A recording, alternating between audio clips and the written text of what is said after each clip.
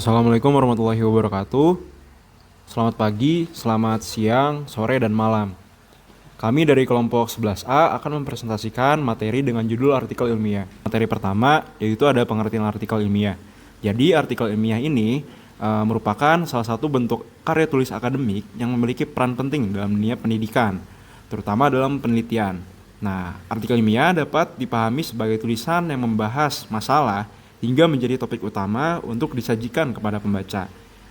Artikel ilmiah ini harus sesuai dengan fakta yang ada, yaitu bersifat objektif dan dapat dipertanggungjawabkan. Selain itu juga, penyajiannya harus sistematis dan logis agar alur berpikir penulis mudah dipahami oleh yang membaca karya ilmiah tersebut. Selain itu juga, penyajiannya harus sistematis dan logis agar alur berpikir penulis mudah dipahami oleh yang membaca artikel ilmiah tersebut. Selanjutnya ada tujuan artikel ilmiah. Nah, tujuan artikel ilmiah ini yang pertama ada menyampaikan hasil penelitian atau gagasan akademik. Terus juga sebagai dokumentasi, komunikasi, dan juga publikasi. Dan yang ketiga mengembangkan ilmu pengetahuan, teknologi, dan juga seni.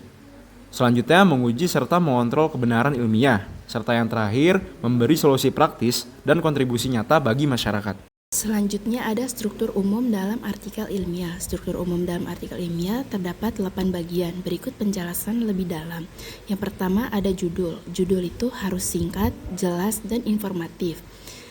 Penulisan judul harus sesuai kaidah huruf kapital, di mana kata penghubung pada judul tidak menggunakan huruf kapital. Kata penghubung yaitu dan, atau, untuk, yang. Judul juga harus mewakili pokok bahasan penelitian dan menarik perhatian pembaca. Berikut contoh penulisan judul yang benar dan salah. Yang benar adalah yang nomor 1, karena penulisannya sesuai dengan kaidah huruf kapital. Yang nomor 2, hanya menggunakan huruf kapital pada awal kalimat saja. Dan juga penulisan judul nomor 1 lebih informatif dan singkat. Bagian yang kedua adalah abstrak. Abstrak berisi ringkasan dari tujuan, metode, hasil, dan kesimpulan. Panjang abstrak tidak lebih dari 200, tetapi tergantung jurnal pedoman. Ada yang lebih dari 200 dan ada yang kurang dari 200. Abstrak juga ditulis padat dan jelas, dapat menggunakan bahasa Indonesia atau bahasa Inggris. Jika menggunakan bahasa Inggris, maka struktur penulisan harus tepat dan sesuai. Bagian ketiga adalah pendahuluan. Di dalam pendahuluan terdapat topik, latar belakang yang memuat masalah, kondisi umum, urgensi, serta kesenjangan penelitian. Lalu ada perumusan masalah, tujuan, dan tinjauan pustaka. Bagian keempat ada metodologi. Metodologi mendeskripsikan desain penelitian yang meliputi desain penelitian, populasi dan sampel, teknik pengumpulan data, serta analisis statistik. Bagian ini bertujuan untuk memberikan kerangka kerja agar penelitian bisa direplikasi. Yang kelima ada hasil. Hasil itu menyajikan temuan utama menggunakan tabel, grafik, atau gambar. Penyajiannya juga harus jelas, ringkas, dan tanpa interpretasi.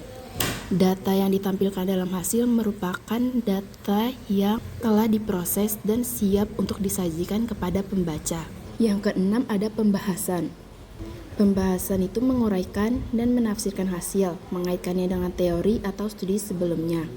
Dalam pembahasan, penulis menegaskan hasil yang diperoleh, menyampaikan argumen serta analisis untuk mendukung kesimpulan dan menunjukkan bagian mana temuan tersebut menjawab masalah penelitian. Yang ketujuh ada kesimpulan. Kesimpulan itu merangkum temuan, menjawab hipotesis, dan memberikan rekomendasi untuk penelitian selanjutnya. Bagian ini disampaikan secara singkat dan tepat sebagai hasil pembahasan, bukan pengulangan data secara langsung. Yang kedelapan, daftar pustaka. Daftar pustaka memuat semua sumber yang dirujuk, mengikuti gaya penulisan tertentu seperti APA, MLA, dan Chicago.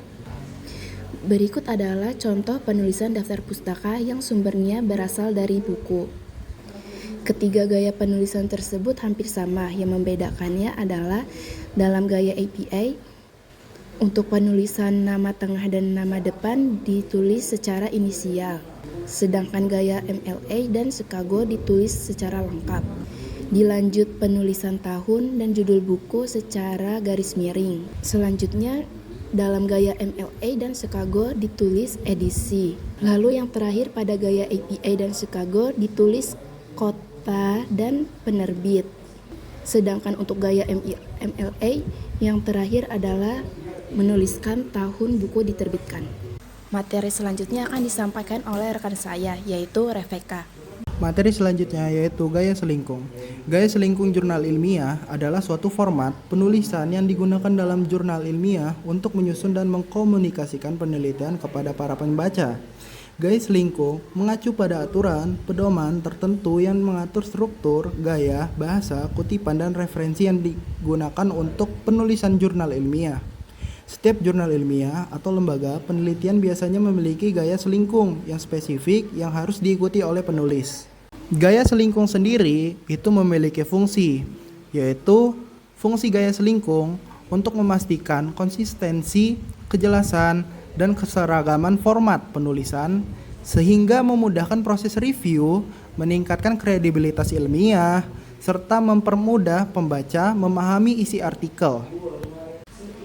Di Universitas Lampung memiliki penerapan gaya selingkung sendiri. Dapat dilihat dari berbagai aspek berikut, yaitu aspek teknis penulisan. Aspek teknis penulisan karya ilmiah meliputi penggunaan kertas A4 dengan margin kiri 4 cm serta margin atas, kanan, dan bawah yaitu 3 cm. Dengan font Times New Roman ukuran 12 spasi 1,5 kecuali untuk abstrak, daftar pustaka, tabel, dan catatan kaki memakai spasi tunggal. Sampul berupa hardcover sesuai warna fakultas dengan tulisan tinta emas. Untuk aspek bahasa, mahasiswa diwajibkan menggunakan bahasa Indonesia yang baku berdasarkan PUEBI. Apa itu PUEBI? PUEBI adalah ejaan bahasa Indonesia yang pernah berlaku sejak tahun 2015 hingga 26 November 2022. EBI diatur berdasarkan Peraturan Menteri Pendidikan dan Kebudayaan Republik Indonesia Nomor 50 Tahun 2015 yang menggantikan ejaan bahasa Indonesia yang disempurnakan edisi ketiga. Lalu ada aspek sistematika penulisan. Universitas Lampung telah mengatur urutan penulisan yang wajib diikuti mahasiswa, yaitu halaman awal, isi, serta daftar pustaka dan lampiran.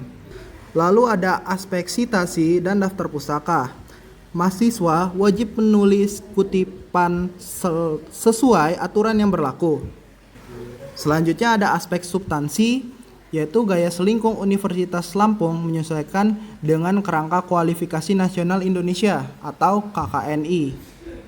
Oke, materi selanjutnya akan disampaikan melalui teman saya, yaitu Rangga. Oke, materi selanjutnya yaitu ada integrasi data. Apa itu integrasi data? Integrasi data adalah proses menggabungkan data dari berbagai sumber yang berbeda menjadi satu kesatuan yang terorganisir dan terpadu.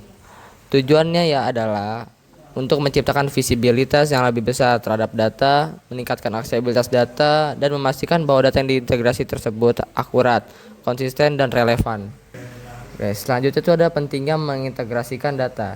Yang pertama, meningkatkan pengambilan keputusan dengan menyediakan data yang lengkap dan akurat.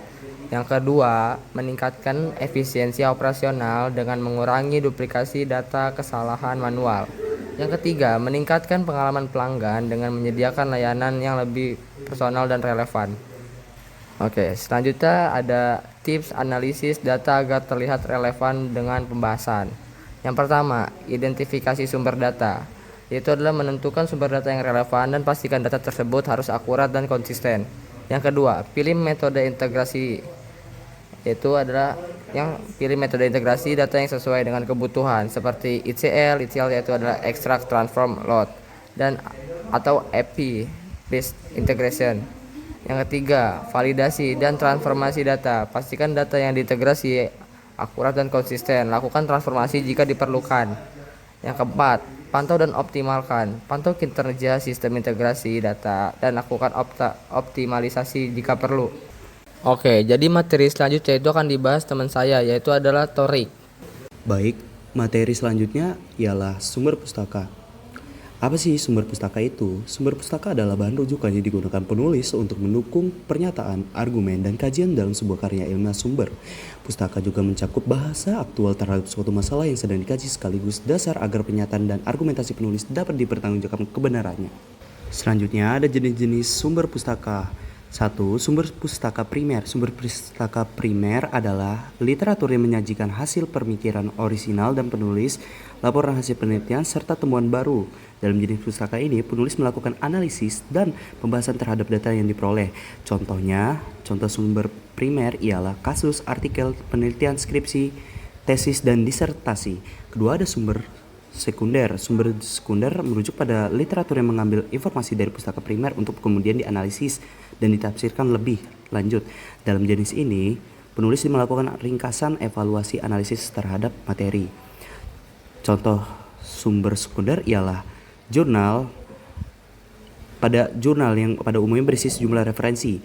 Dan yang kedua adalah esai yang menurut Kamus Besar adalah sebuah karangan atau tulisan yang membahas masalah sepintas dari sudut pandang pribadi penulis. Lalu ada yang terakhir yaitu sumber tersier. Sumber tersier merupakan komplikasi informasi yang terdapat dalam pustaka primer dan sekunder. Informasi dalam pustaka tersier umumnya terlalu banyak proses peninjauan sehingga dianggap sangat akurat karena cakupan topiknya sangat luas. Contohnya yaitu ensiklopedi yang didefinisikan sebagai sebuah karya ilmiah yang berisi informasi yang sangat luas. Yang kedua adalah kamus yang berisi daftar kata dasar suatu bahasa yang disusun menurut abjad. Selanjutnya ada peran sumber pustaka sebagai memperkuat argumen. Peran sumber pustaka untuk memperkuat argumen adalah salah satu tujuan utama dari penggunaan referensi adalah untuk memperkuat atau mempertegas pernyataan yang diajukan oleh penulis dan menyertakan informasi yang didukung oleh sumber yang valid. Penulis dapat memberikan landasan yang kuat bagi argumen yang disampaikan. Sebuah karya tulis yang dilengkapi dengan referensi yang tepat akan lebih memiliki daya tarik dan dapat dianggap sebagai pernyataan yang dapat dipertanggungjawabkan. Lalu saya berikan kembali kepada teman saya untuk materi selanjutnya yaitu SIPA. Materi selanjutnya adalah etika publikasi artikel ilmiah. Untuk mempublikasikan karya yang baik dan benar, penulis perlu memahami prinsip utama etika yang harus diterapkan, serta larangan yang harus dihindari. Prinsip utama etika yang harus diterapkan adalah kejujuran, transparansi, dan tanggung jawab. Kejujuran adalah kewajiban penulis untuk bersikap jujur dalam mengumpulkan data, pelaksanaan metode, publikasi hasil, dan sebagainya. Penulis dilarang untuk mengubah data atau memanipulasi data yang ada dengan tujuan terlihat lebih baik. Oleh karena itu, penulis diharuskan untuk bersikap jujur apa adanya pada kekurangan metode yang dihasilkan tanpa adanya yang ditutupi. Selanjutnya, transparansi. Transparansi merupakan keterbukaan penulis dalam menyampaikan seluruh proses penelitian dan publikasinya. Prinsip etika ini diwujudkan dengan memberikan penjelasan yang jelas mengenai metode, prosedur, hasil, serta informasi yang disediakan oleh jurnal supaya bisa dikaji ulang oleh peneliti lain. Yang terakhir adalah tanggung jawab. Tanggung jawab terhadap karya tulis yang dihasilkan. Data yang digunakan juga harus bisa dipertanggungjawabkan demi menjaga keberhasilan karya tulisnya. Segala bentuk manipulasi, fabrikasi, atau penghilangan data yang dilakukan penulis menunjukkan adanya pelanggaran tanggung jawab penulis terhadap publikasi karya ilmiahnya. Selanjutnya adalah larangan dalam publikasi artikel ilmiah. Yang pertama, plagiarisme. Plagiarisme merupakan tindakan menyalin hasil kerja orang lain tanpa mencantumkan sumber secara benar. Seorang penulis dianggap plagiarisme apabila ia mencantumkan ide, kalimat, data, maupun menulis ulang struktur kalimat orang lain tanpa mencantumkan sumber yang benar, seolah-olah karya itu miliknya. Selanjutnya, fabrikasi dan falsifikasi data. Fabrikasi merupakan tindakan menciptakan data atau hasil karya yang sebenarnya tidak pernah ada. Sedangkan falsifikasi merupakan tindakan manipulasi data dengan tujuan karya yang dihasilkan sesuai dengan keinginan penulis. Selanjutnya, duplikasi publikasi. Duplikasi publikasi merupakan tindakan penulis yang menerbitkan kembali hasil karya atau penelitian yang pernah dipublikasikan oleh penulis itu sendiri tanpa memberikan penjelasan yang jelas kepada penerbit. Larangan yang terakhir adalah penulis bayangan. Penulis bayangan merupakan tindakan mencantumkan nama orang yang tidak pernah memiliki peran atau bahkan menyembunyikan nama orang yang sebenarnya memiliki peran dalam penelitian dan publikasi karya. Hal ini termasuk pelanggaran karena dapat merugikan orang lain, di mana yang tidak berperan seolah-olah mendapatkan penghargaan, sedangkan yang benar-benar mempunyai peran kehilangan atas haknya. Materi selanjutnya yang akan dibacakan oleh teman saya, Nabila. Materi selanjutnya saya akan membahas tentang pengertian plagiarisme. Kata plagiarisme berasal dari bahasa Latin plagiarius yang berarti merampok atau membajak. Tindakan ini dianggap sebagai kejahatan intelektual karena seseorang mengambil karya orang lain tanpa menyebut sumber atau mengakuinya sebagai karyanya sendiri. Orang yang melakukan plagiarisme disebut plagiaris. Adapun dampak negatif dari plagiarisme yaitu 1. Kemampuan berpikir mandiri dan keterampilan menulis tidak berkembang. 2. Membentuk pribadi yang tidak jujur. 3. Tidak dipercaya oleh orang lain. Pencegahan plagiarisme memerlukan kesadaran dan kerjasama dari berbagai pihak. Penulisan harus memiliki sikap jujur dalam menghasilkan karya serta selalu menghargai dan memberi pengakuan kepada karya orang lain sebagai bentuk penghormatan terhadap hak cipta. Pendidik berperan penting dalam menanamkan pemahaman mendalam tentang bahaya plagiarisme agar peserta didik menyadari dampaknya terhadap integritas akademik. Di samping itu, pengawasan dan pemeriksaan terhadap karya ilmiah perlu diperkuat agar praktik plagiarisme dapat ditekan. Tidak kalah penting, hasil penelitian maupun karya tulis perlu disebarluaskan lebih luas melalui berbagai media publikasi, seperti jurnal dan buletin ilmiah, sehingga karya asli mendapat apresiasi sekaligus memotivasi lahirnya karya-karya baru yang berkualitas.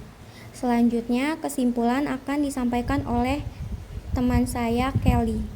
Baik, dari apa yang sudah teman-teman saya jelaskan, kita dapat menarik kesimpulan bahwa artikel ilmiah adalah karya akademik yang disusun berdasarkan sistematika, kaidah ilmiah, dan metode yang dapat dipertanggungjawabkan. Artinya, penulis tidak menulis secara sembarangan, tetapi mengikuti aturan penulisan yang runtut, logis, serta sesuai dengan standar akademik. Tujuan utama artikel ilmiah adalah menyampaikan hasil penelitian atau gagasan akademik, sekaligus memberikan kontribusi nyata terhadap pengembangan ilmu pengetahuan, teknologi, dan juga seni.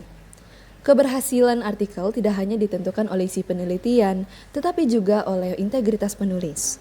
Integritas di sini berarti bersikap jujur, konsisten, dan bertanggung jawab dalam menulis.